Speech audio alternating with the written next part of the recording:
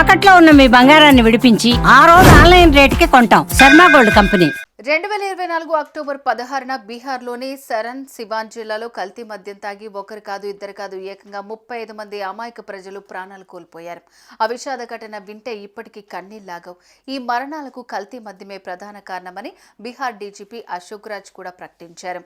అయితే ఈ ఘటన జరిగి 2-3 నెలలు గడిచిందో లేదో తాజాగా బీహార్లో మరోసారి కల్తీ మద్యం తాగి 7 వ్యక్తులు మరణించిన ఘటన ఇప్పుడు అందరినీ షాక్కి గురిచేస్తోంది.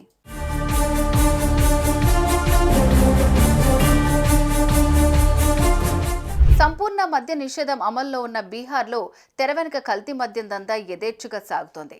మద్యపాన నిషేధంపై ప్రభుత్వం కఠినంగా వ్యవహరిస్తున్నప్పటికీ కొందరు కల్తీ రాయిళ్లు రెచ్చిపోతూ అమాయక ప్రజల ప్రాణాలతో చెలగాటమాడుతున్నారు. ఈ క్రమంలోనే బీహార్లోని పశ్చిమ చంపారణ్ జిల్లాలో కల్తీ మద్యం కారణంగా 7 మృతి చెందారు. ఈ ఘటనతో మృతుల కుటుంబ సభ్యులు కన్నీరు మున్నీరవుతున్నారు.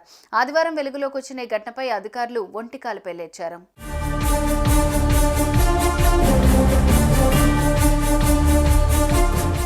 లౌరియా పోలీస్ స్టేషన్ పరిధిలో అన్ని మరణాలు సంభవించాయని జిల్లా సూపరింటెండెంట్ ఆఫ్ పోలీస్ ఎస్పీ సౌజ సుమన్ ధృవీకరించినట్లుగా తెలుస్తోంది.